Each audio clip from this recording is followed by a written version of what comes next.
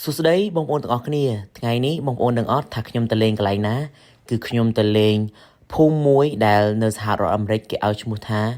Salem នេះគឺជាភូមិមួយដែលមានប្រវត្តិជាប់តាក់ទងជាមួយនឹងអំពើធ្មប់នៅសហរដ្ឋអាមេរិកតាំងពី400ឆ្នាំមុនជាងមុនកកើតសហរដ្ឋអាមេរិកទៀតបងប្អូនហើយរដូវនេះគឺជារដូវបុណ្យ Halloween ដូច្នេះហើយទើបសហរដ្ឋអាមេរិកក៏ដូចជារដ្ឋ Massachusetts ក៏ដូចជា City of Salem ផ្ទាល់បានប្រារព្ធពិធីផ្សេងនៅក្នុងភូមិនេះព្រោះជា culture មួយជាវប្បធម៌មួយដែលពលរដ្ឋអាមេរិកតែងតែតុបតែងខ្លួនធ្វើដូចជាខ្មោចធ្វើដូចជារឿងផ្សេងនៅក្នុងរឿងល្បីៗនៅក្នុងសហរដ្ឋអាមេរិកដែលបងប្អូនធ្លាប់បានឃើញធ្លាប់បានស្គាល់អ្នកខ្លះក៏មិនធ្លាប់បានស្គាល់អ្នកខ្លះក៏តែងខ្លួនបែបផ្សេងដែលយើងមិនអាចដឹងមុនណាហើយនេះគឺជា culture មួយសម្រាប់ខែនេះរដូវស្លឹកឈើជ្រុះនៅសហរដ្ឋអាមេរិកដែលហៅថាខែ Fall ហើយក៏មានបុណ្យនេះកើតឡើងហើយអ្នកខ្លះក៏ហៅថាបុណ្យល្ពៅអីចឹងទៅនៅស្រុកខ្មែរយើងណាហើយភូមិនេះផងដែរបងប្អូនតាមពិតពីដើមមកខ្ញុំចូលអានប្រវត្តិតិចតួចខ្ញុំសង្ឃឹមថា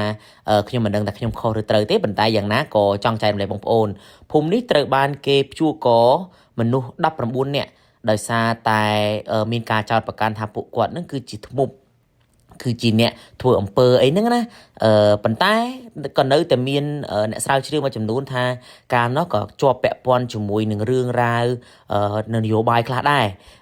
ទើបចោទពួកគាត់ចឹងទៅហើយយកពួកគាត់ទៅព្យួរករចឹងទៅតែយ៉ាងណាក្តីរឿងនេះកើតឡើងតាំងពីមុនកកើតសហរដ្ឋអាមេរិកទៀតបងប្អូនអញ្ចឹងទៅគេក៏បានប្រែក្លាយកន្លែងដែលគួរឲ្យខ្លាចកន្លែងដែលមានការធ្វើទុកបុកម្នេញដល់ប្រជាពលរដ្ឋហ្នឹងទៅជាកន្លែងតំបន់ទេសចរមួយដែលអាចឲ្យពលរដ្ឋក៏ដូចជា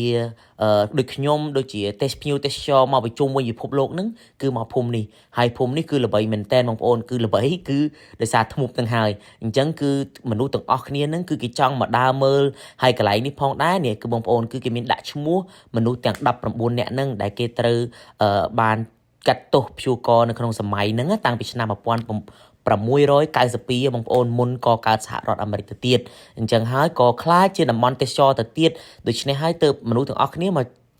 ចង់ដឹងចង់ឮចង់ស្គាល់អ្នកខ្លះទៅហើយទៅម្ដងទៀតព្រោះគេចង់ដូចជាតំបន់ទេសចរផងទៅញ៉ាំអាហារផងនាំកូននាំក្មេងៗឲ្យស្គាល់ពីប្រវត្តិផ្សេងរបស់សហរដ្ឋអាមេរិកព្រោះសហរដ្ឋអាមេរិកបងប្អូននឹងស្រាប់ហើយគឺប្រវត្តិសាស្ត្រវប្បធម៌ការរស់នៅគឺសម្បូរបែបមែនតែនដូច្នេះហើយទើបកន្លែងមួយមានសារៈសំខាន់ណាស់ប៉ុន្តែក្នុងវីដេអូនេះខ្ញុំចង់លើកទឹកចិត្តឲ្យបងប្អូនក៏ដូចជាភ្ញៀវទេសចរក៏ដូចជាពលរដ្ឋខ្មែរយើងចូលរួមគាំទ្រនៅអ្វីដែលជាសមិទ្ធផលរបស់អ្នកភូមិយើងអ្នកតាមស្រុកភូមិយើង culture តាមភូមិស្រុកកំណើតរបស់យើងណាបើសិនជាគាត់មានបុណ្យទានមានបុណ្យផ្កាមានបុណ្យអីសូមបងប្អូនចូលរួមព្រោះនៅសហរដ្ឋអាមេរិកកម្មវិធីអញ្ចឹងល្បីមែនតែនប៉ុន្តែយ៉ាងណាមិញក៏គេផ្សារភ្ជាប់ទៅជាមួយនឹងពិធីផ្សេងទៀតព្រោះអានេះជាគំនិតច្នៃប្រឌិតក៏ដូចជាគំនិតវៃឆ្លាតរបស់មនុស្សសម័យក្រោយនេះគេអភិវឌ្ឍគេអភិរក្សបូកជាមួយនឹងអភិវឌ្ឍដូច្នេះហើយចូលរួមទាំងអស់គ្នាជួបគ្នាវីដេអូក្រោយសូមអរគុណហើយអរគុណដល់ការគាំទ្ររបស់បងប្អូនដែលតែងតែទស្សនាក៏ដូចជាតាមដានវីដេអូរបស់ខ្ញុំ